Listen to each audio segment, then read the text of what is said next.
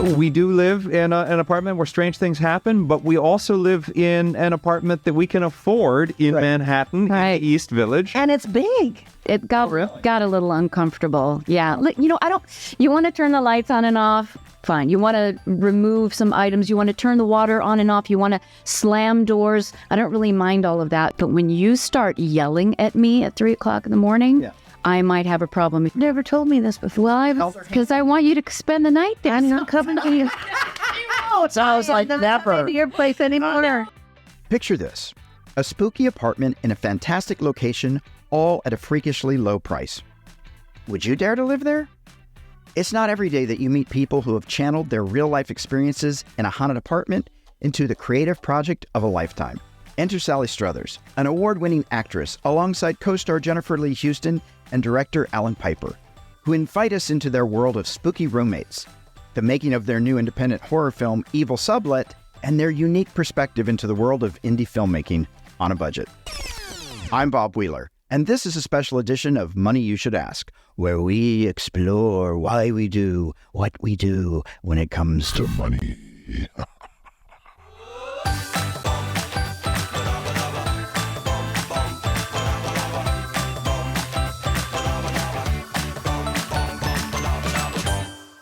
Well, I'm super excited today because we have a special episode of Money You Should Ask. I'm sitting here with Sally Struthers, Allan Piper, and Jennifer Leigh Houston, who are all part of eVil Sublet. And the funny thing is, this movie is actually based on Jennifer and Allan's real-life experiences, and we'll get into that a little bit because I'm not sure I would stay in a haunted place, although the Comedy Store's haunted, so seems appropriate.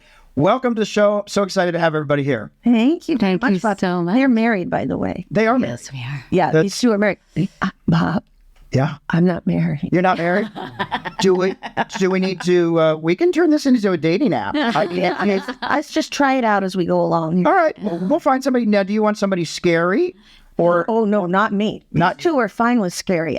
You're not. No, I was in their film, but I don't want to see it. You prefer to be the frightener, not the frightened. Yes, and I would feel so guilty if I frightened someone. I wouldn't get over it for years. So I tried to not even frighten people. Well, that's so nice. But so let me ask you this, Sally. So it's a scary film. This is your debut into horror. You've done everything. You've done television, stage, and movies. And this is your first horror film. And what drew you to the film? Well, it's been in the back of my mind that that's one thing in show business that I didn't do, but it was because they became my dear friends 5 years ago. It feels like 50 years. I know them so well. But, and they asked me, but it was way back before COVID that they asked me. And then COVID hit and they had to put their movie on hold. Right. Yeah. So I'm just happy I eventually got to do it because now really the only thing I haven't done is a porno film. Well, we'll get right on that. That's the next project. Great. The year is young. The year is young. So I'm not, though I think we weren't to that.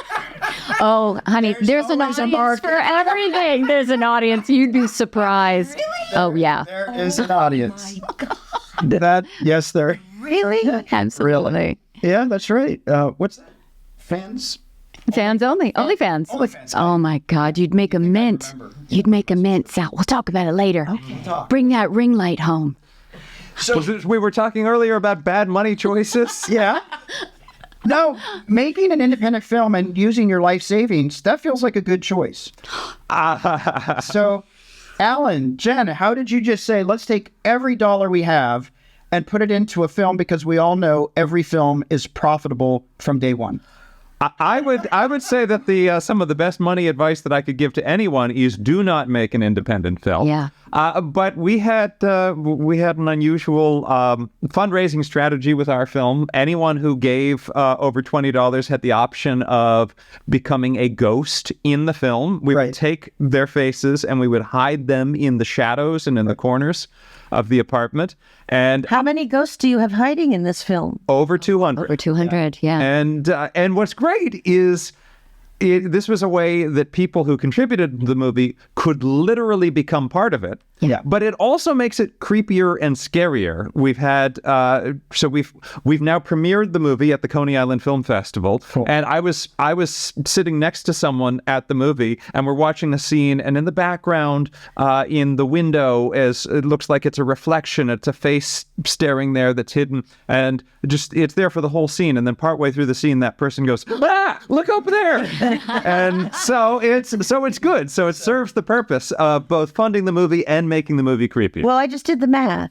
If you had, let's just say, forget about the word over 200, just 200 people, and they at minimum donated $20 each. That's an extra $4,000 to make your film, right? Yeah, and it ended up, since a lot of people gave more than the $20, it ended up being a sizable. It ended up making it possible for us to do things with the movie that we didn't think we would be able to otherwise. Some people weren't satisfied with simply having their face in the movie. They wanted to know how much they would have to pay if they could have their whole body in it. We're like, okay, Sparky. Somebody asked us, how much would it cost for you to Superimpose their... give me a line and let me be in the movie? And we were like, we can do. There's the screenwriter. Go to town. And so we did. Do you need these laundered? There you go. Yeah. 10,000 bucks. It works. Yeah. That's exciting. People wanted to be a part of it, though. You know, I mean, that's We had some other things, interesting things too. Some people wanted props, so we had a special. You know, they wanted like a bloody sword, or I'm like, absolutely. Go for it. Go for it. Hey, when you got to get creative when you're doing independent filmmaking. Yes, absolutely. And 4,000 doesn't sound like a lot.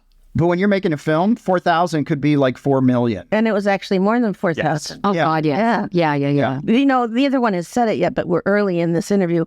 The first film festival was just a few weeks ago with Coney Island, because the part of the film takes place at Coney Island. Oh, that's so cool. But they won Best Film at the film festival. Oh, that's awesome. We did. And then next week we are off to Slovenia to show at the Grossman Fantastic Film I Wine love Festival. Slovenia. That is like one of my... I can't even spell it. Yes. I had to pull out my globe and like It's like an oxymoron, doesn't it? Slovenia Film Festival.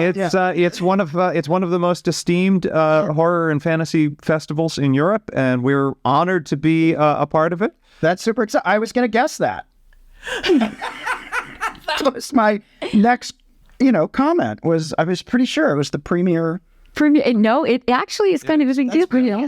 Last year, the guest of honor was Robert Englund, who you might remember with, Was he Freddy Krueger? Yes, he was Freddy Krueger.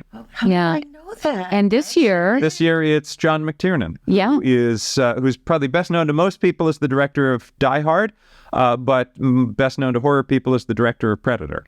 Oh, okay. Yeah. Oh. Yeah. Yes. I can say I saw that at the movie theater 100 years ago. Well, I think we'll be seeing it in a castle in Slovenia as they screen it to honor him. That's so cool. Well, now, so rumor has it this is based on true life apartment living in New York. You actually have books flying across the room. I don't know. Now, I saw a little clip of the movie, and I can tell you if anybody came at me with I don't know why masks are scary, but when you have a smiley mask and an axe, it's just terrifying. And, I don't know if he was a clown or not, but he was enough that I was like, I would give up the apartment. Well, we have had the events depicted in the movie are, in some cases, slightly exaggerated. In some cases, not exaggerated at all. Interpretations of things that have actually happened in the apartment. And we do live in an apartment where strange things happen, but we also live in an apartment that we can afford in Manhattan, in the East Village. And it's big. It's big. Yeah, we have an entire floor. It's like a sitcom-sized apartment. It's like the Friends apartment. Yeah. You don't find out until you go to New York, like, that apartment doesn't... Who young kids living in... No, they're living in a studio with 4 other people. They're not... But, well, here's what I loved in the clip, and I'm not really giving anything away, but when, they're talking about it, and there's been murders, and there's this and that, and there's a garden, and Jen's like, there's a garden? Right? Well, I might be focused on the blood, but, there's a garden. That's awesome. But did you ever think, now that you saved all this money, would it be worth paying to have somebody exercise? Or do you get along? Well, that's interesting. Well, I mean, Jen can talk more to that than I can. So things And Jen, sort of in the relationship, I'm the Scully, Jen is the Mulder. I tend to try to look for a non-supernatural explanation to things. I don't say the apartment is haunted, but I say very clearly and definitively, things happen in the apartment that I cannot understand or explain. Okay. And as we were making the movie, these occurrences really ramped up, quite substantially. And the aftermath of making the movie, it really did seem, if one were going to interpret it as a haunting, it really did seem as though whoever was doing the haunting was all out harassing Jen. Yeah. And so at that point, what had been a more tolerable thing did require a higher level of ghost busting than we had attempted. So you couldn't just burn some sage? I did all of that. I reached out to the New York Paranormal Society and got some advice. I reached out to some other shamans and got some advice. I thought about calling the church, but then I thought, oh, hell no. They have their own problems. Yeah, I had done all of that, I had burnt everything. I had burnt bay leaves. I had burned sage. I had burned, cinnamon. I had burnt numerous dinners. And he has burnt numerous dinners. And, nothing was working. Accidental anyway, right? Okay. You try scrubbing and still those stains won't. I'm even old. I can't get these stains. So, and I thought, well, there's either I'm crazy and I'm not. Mm-hmm. So if I'm not crazy, and if you're not crazy, and you're the pragmatic one, I have. So you have witnessed more than I have, but I have witnessed my share. Yeah.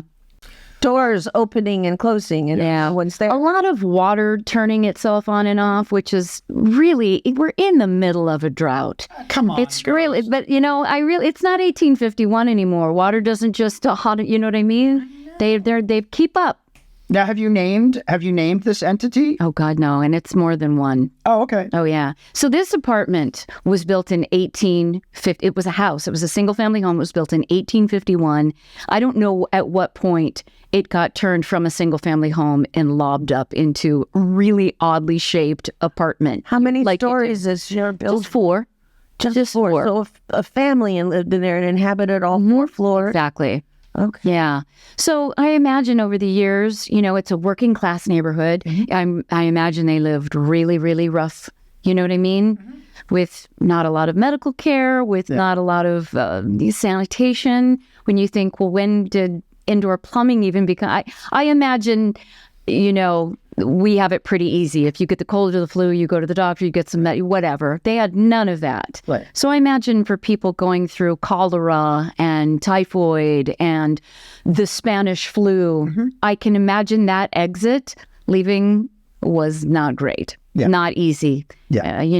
That's what I think of. Yeah. And my heart just goes out to, because honestly, the ghosts that I'm experiencing, one in particular, she's not well. Like there's a definite anguish, she's not just like tipping a book off the shelf and, that's mischievous. The other ones are mischievous. Yeah. Like poltergeists? Ish. Yeah. Ish.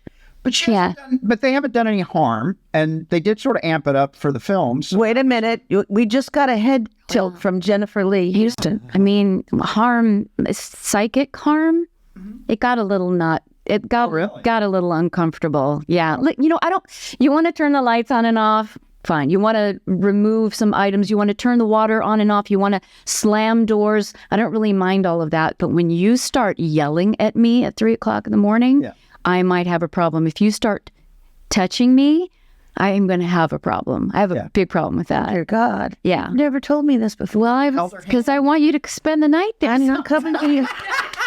It sounds like never. To your place anymore. No, I busted them. We haven't gotten to that part. I called in a shaman. We exorcised the place. There's no more touching. There's no more touching. Guess I won't be making that portal. The guest room. Our apartment is so big. This is unheard of. Yeah.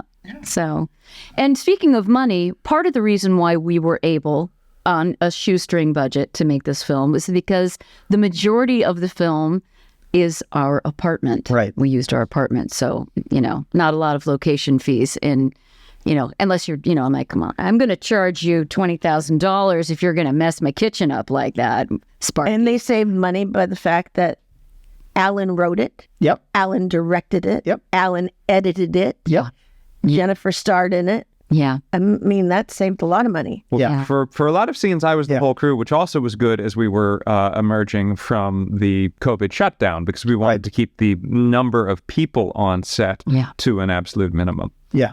Now, fortunately, Sally's scenes, you didn't have to spend a lot of time in the haunted apartment. Most of your scenes were in another location that, as far as we know, is not haunted. Okay. It was definitely not haunted. But we were going to shoot everything in March and April of 2020 because that was just going to be Perfect time. So that didn't happen. We had everything ready to go. We stopped everything. Our first day back after SAG cleared us to begin shooting and gave us wonderful COVID safety protocols. Our first day back was filming with you.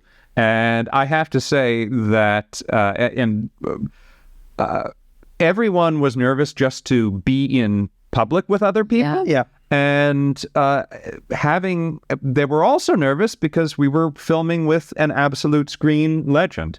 And the warmth and just the openness of spirit that Sally brought to the set, really, the entire rest of the shoot the entire rest of the movie had a positive glow cast over it by the experience of what was our new day one of filming with Sally. It had to be, I'm thinking as, woman to woman, you shoot some things and then it's how much afterwards do you shoot anything else? Your hair, do you let your hair grow? Do you change its color? You can't do it. Did you take photos? How do you remember what your hair looked like months ago?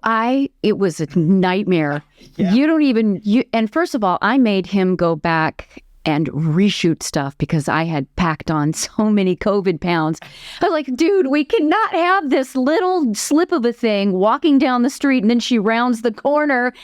She's packed on 25 pounds. Stop for a couple of those hot dogs they sell on the corner in New York. Oh my God. And so we had to go back and reshoot some things. And my hair was a nightmare. At one point, I misunderstood and I don't know what. I dyed my hair blue.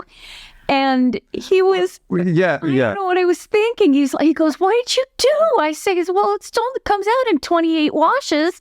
And he goes, well, we shoot next month. And I go, well, yeah. He goes, next month is next week. Yeah. It was the thing. Jen was saying, we're not shooting again until September. Right. It is August 28th. Right. So I had to, I destroyed my hair getting the blue out. It was just awful. Anyway, whatever. You're like me. I'm all over the map. I sent a happy May Day to my friend on May 1st, but it wasn't May 1st. It was March 1st. Oh, see? Yeah, I just get scattered about what day, what month it is. Yeah, especially lockdown for us in New York City was pretty extreme. I don't know what it was like in Los Angeles, but we were like trapped rats, honestly. I was fortunate because as a CPA, I was considered essential. Oh, you are? Oh, yeah. So I got to go to an office every day, and so we kept our office running. The club closed down completely. It was actually weird. The first night we actually had people back in the club. I kept going, get out. What are you people doing here? This is an empty club. So it was very weird, though. Everything was empty. And I mean, were you here for COVID in LA? I was home and in my house with my nephew and his wife and child who we all lived together. And I thank God for them because I would have been alone for a year and a half. Yeah, it was a long time. And they helped me get through it and I helped them. It was fascinating how you learn to order your groceries over the phone and to not get upset when they bring you bananas with brown spots on them already. And unless you ordered oranges. Yes. I'm not good alone, which is probably why horror films, the idea of them scares the patootie out of me because everything to me is frightening in life. Yeah. Going to see a movie by myself, can't do it. Yeah. My home that I live in for 25 years just happened to come with a swimming pool. I've never been in it. Water scares the patootie out of me. I'm scared of so many things. So I was really glad to have them through COVID. Yeah, no, that's awesome. Well, speaking of scary, I was just going to ask, have you ever had a ghost experience, or do you believe in ghosts, or have you had something where you went, there's something in the air? I prayed nightly and sometimes out loud during the day in the previous home I lived in, because everyone, house guests, my daughter, everyone saw the ghost but me. I lived in Rita Hayworth's old house over in Brentwood, California. Nice. Just blocks from where O.J. killed his wife. Oh, well, there you go. Allegedly. Well, yeah. Moving on. My nephew, you know how peripherally, if you don't see it peripherally, you just can sense. Sometimes it's in your car. Right. And you're starting to go away at your nose, and then you realize the person in the car is looking at you up there. But my nephew felt someone in the doorway of the upstairs TV room in that house. This was a 6,800 square foot house. Yeah. We all got lost in there. And he turned and looked, and there was this gossamer looking woman with her hair up all pretty in a long gown. And he stood up because he was so frightened. I don't move. I'm like a deer. Yeah. I'm frozen. But he stood up, and then she just evaporated. Wow. But that was the woman that my daughter kept seeing in her bedroom. Wow. And then the woman I bought the home from, a lovely older lady named Marjorie Rainey, told me that she was told when her parents bought the house that there was a drunken adult game of hide and go seek going on in this house in the 1940s when Rita Hayworth lived in it. And someone saw a closet right before the entrance to the kitchen, probably thought it was a broom closet they were opening the handle of. And in her drunkenness, went to jump in the broom closet, and it was the stairway to the basement. And she fell and broke her neck. Wow. So and died. So we're assuming that woman that keeps wandering the house is the person that was at the party. Wow. You don't play adult drunken hide and go seek. Not a good idea in a house you don't know. Yeah. It's dangerous. Well, I think there's about 5 entities that have been identified here at the Comedy Store. Now, I have not had a personal encounter, but I can tell you I've been in the building locking up by myself. It's terrifying. Even the general manager, everybody's like, if you're the last one in the building, you are running through and checking the windows, and you're like, and then you'll get to the alarm and it's like, window unlocked. Now you have to go through all 3 stories of the building in the dark. It's not fun. No. It's terrifying. But I do have one ghost story that happened to me, and a lot of people, like, they've brought in people that measure, and it's well documented. But I had to get something. I had to make a copy of something. I had to go to the 3rd floor. It was late at night, and we have these stairs with this big window to the outside. And it was dark. I had my light on my phone and walking up the stairs with the server so we can make a copy. And we look up, and there's a person in the window, right? And we're like, oh my God. And it turns out it was a reflection of a poster Pauly Shore had put up for his latest movie. And the way the light hit yeah. And we were like, thanks, Pauly. Because it scared the bejesus out of us. Oh, yeah. It's scary. And even your mind just starts going crazy. I had a manager come to me one time and said, everybody's telling me the club is haunted. And I said, it is. He quit. Like, he literally is like, I'm quitting.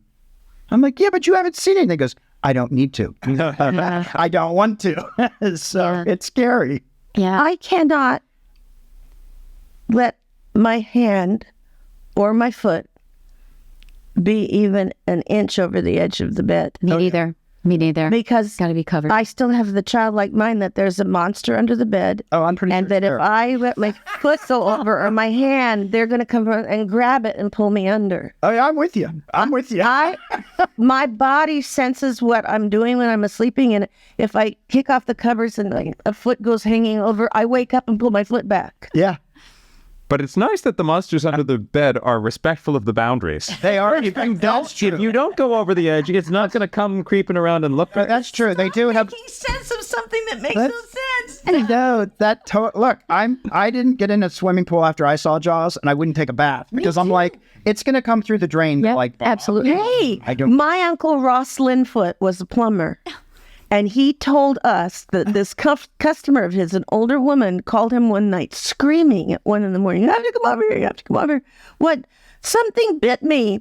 And she went in the dark and sat down on the commode, and a rat had been swimming through the pipes and was in the toilet and bit her patootie, bit her twinkle.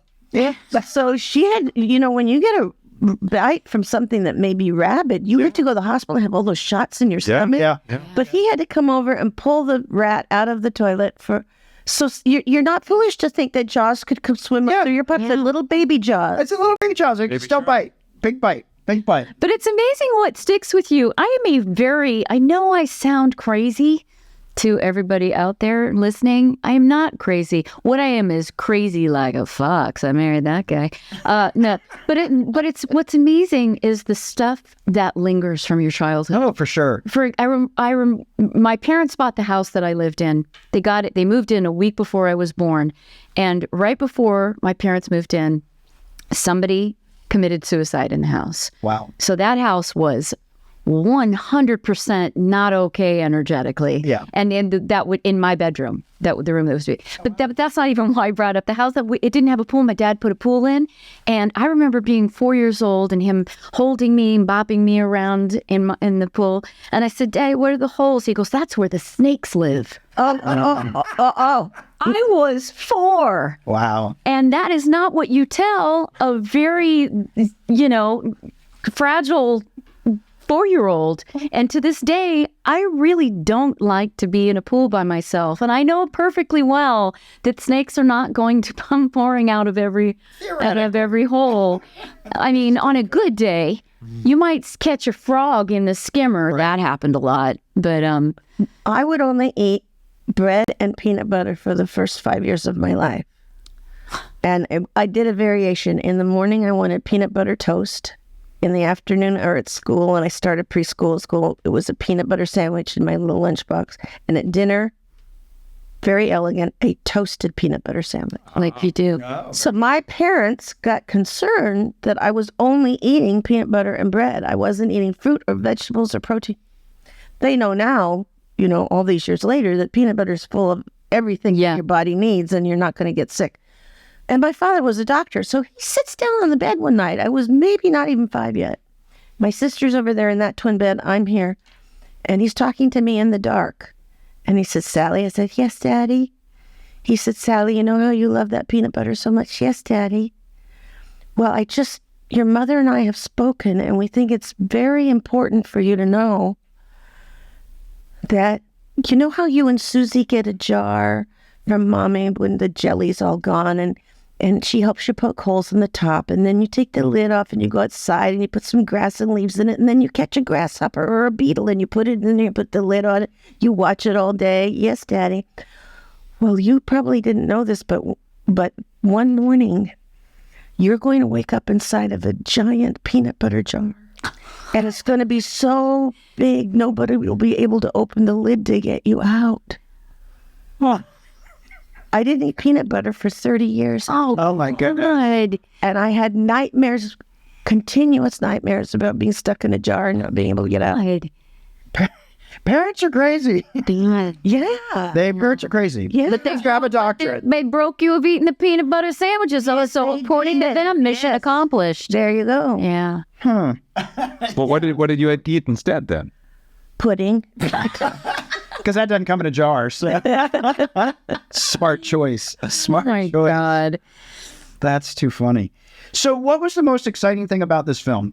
When you, all these different things going on, haunted house, you got Sally, you've written it, you've used your life savings. Well, I think what is always the most exciting thing about a film. Well, first of all, I don't know if we've actually said. So the movie, it's the story of a New York couple who knowingly move into a haunted apartment because the rent is cheap. Right.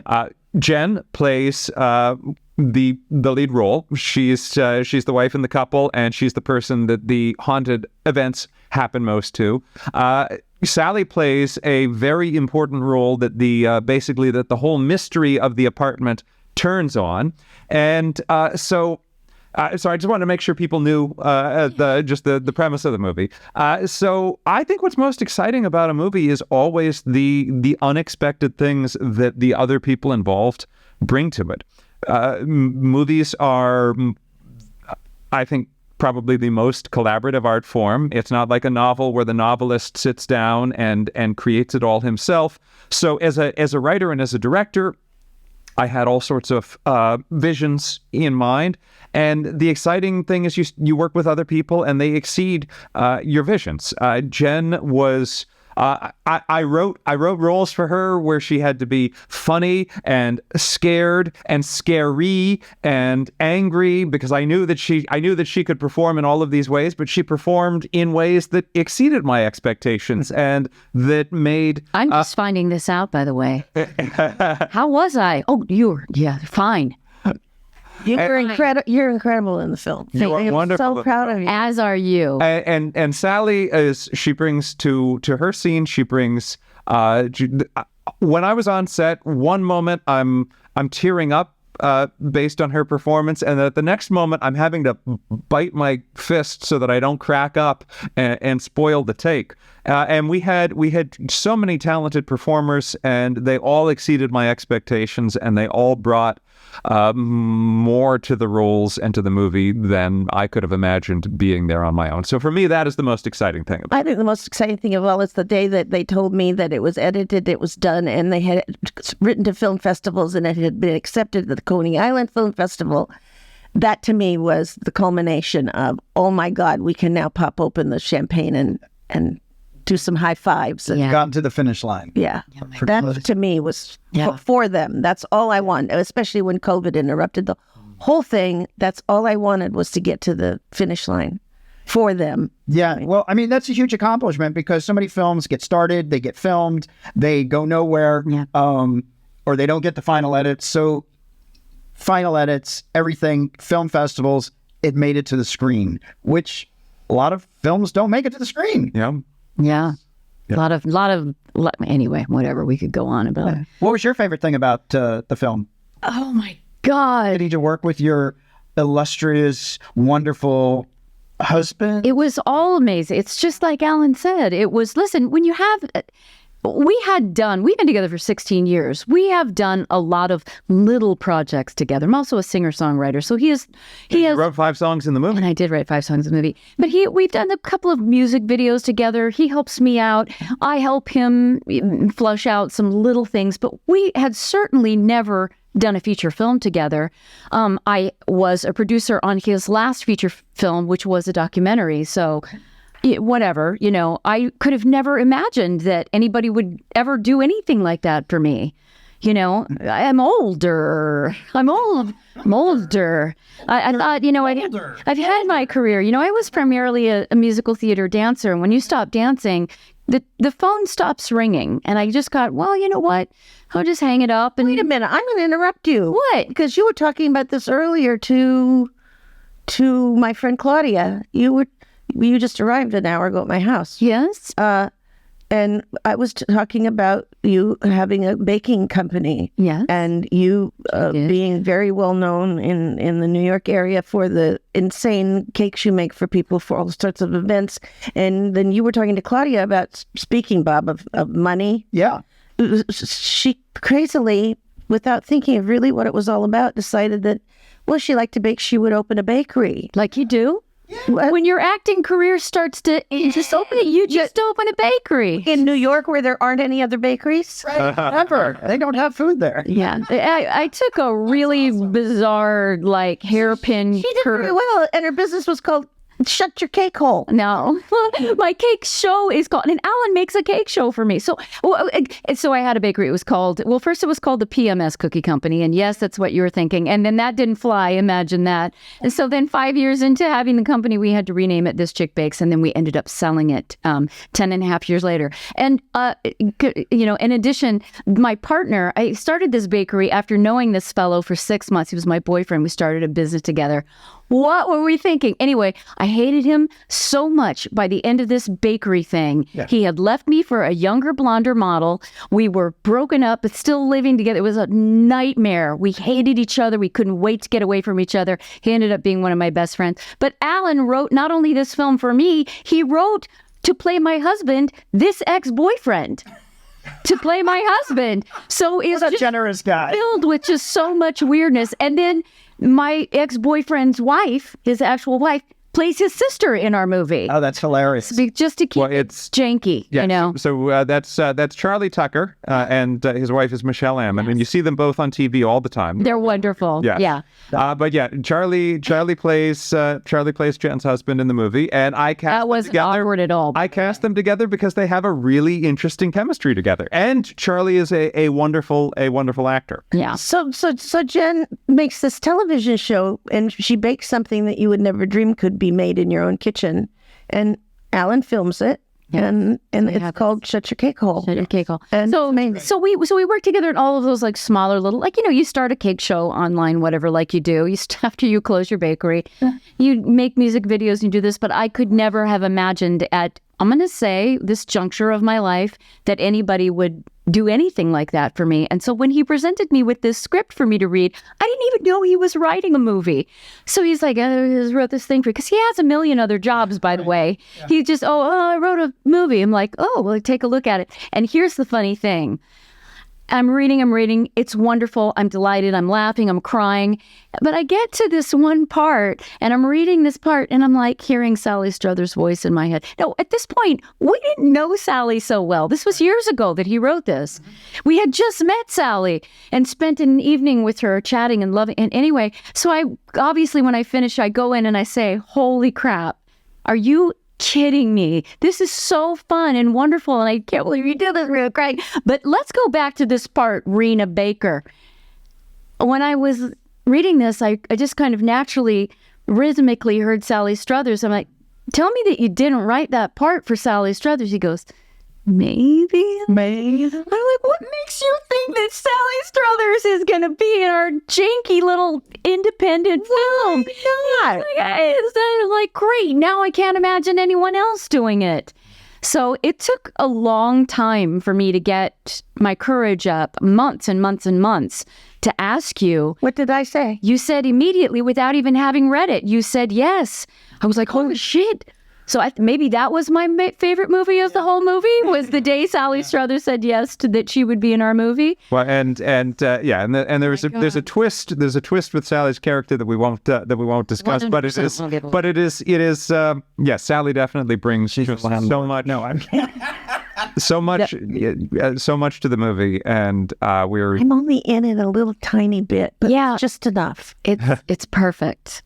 And you know what? I've watched movies where people have been in it for 2 minutes and won Academy Awards. Yes. Because that 2 minutes is pivotal to the whole movie. So it doesn't matter how long you're in the movie, it's the impact. Well, I am with everyone in every role. I just feel incredibly blessed by the actors that I got to work with, and the wonderful experience of getting to direct my wife. I'm thrilled to have been surrounded by so much talent on this film.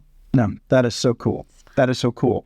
Well, I know we're getting close to the end, so I'm going to actually shift the energy for just a second. And I'm going to ask you, we have a thing called Test Your Nerve. And so I'm going to ask you each some questions about money, and then we'll do a little wrap up. So, we're going to ask about marriage balance and stuff like that. So I'm going to, Allan, first question to you is, how did you feel when you realized you were going to pull all your money out to do this film? Like, what was the emotion that went on? I had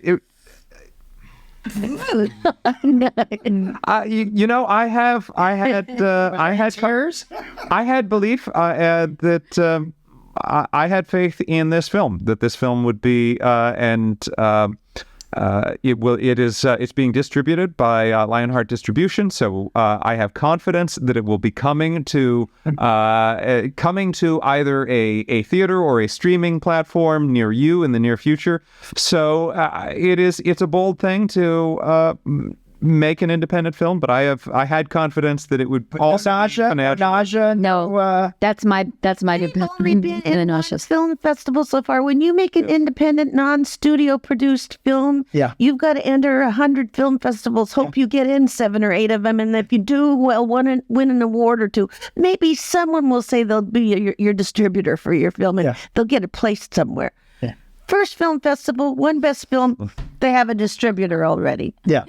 That's awesome. We're off to an auspicious start, and I believe it's because of all of the great talent that we have in the movie. There you go. No, that's awesome. All right, Sally, for you, what was the What was the first time you realized, oh, I'm actually going to be able to make a living doing acting?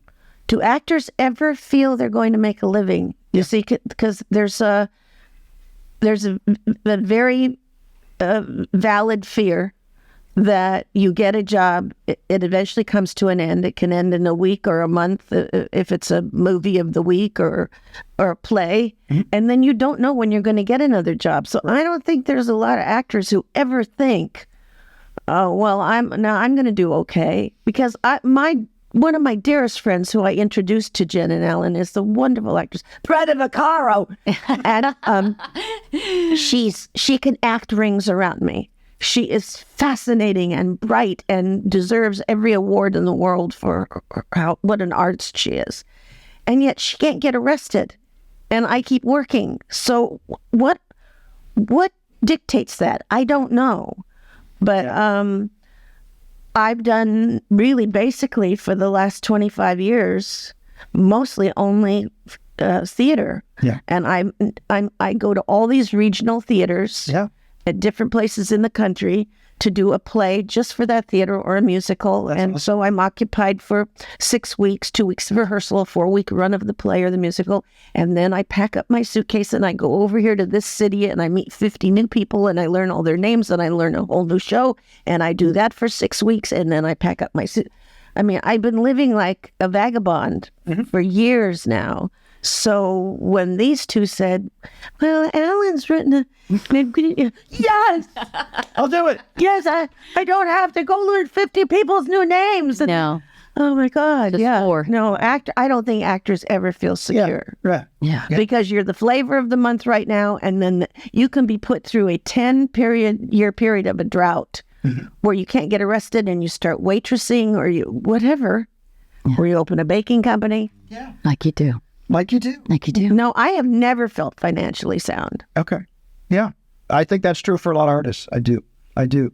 What about you? What is it that gives you this risk-taking that, oh, I'll do dancing. No, now I'll do a bakery. Oh, now I'll go sing and I'll write songs. And, you just pivot. Yeah. How? I don't know how, I've been in New York for 32 years and I've always had a million jobs. I always excel at whatever I really commit to. And I've always landed on my feet. And I feel the same way about, any collaboration with Allan. Whatever will be, it'll be what it'll be. We are going to land on our feet. I always do. I always have. I've been homeless at times. And I mean that, like living in a truck on the side of Shark Key, showering on the beach, all of that. But that's, that's exciting. Live a little. As long as you're breathing, you always have the opportunity to get yourself into a better situation. Always. Yeah. Always. Just be creative. You just got to be creative about it. And there is a certain amount of self-belief. You just have to have. You got to believe. We're going to land on our feet. It's going to be okay. Listen, Bob, I don't understand money. Mm-hmm.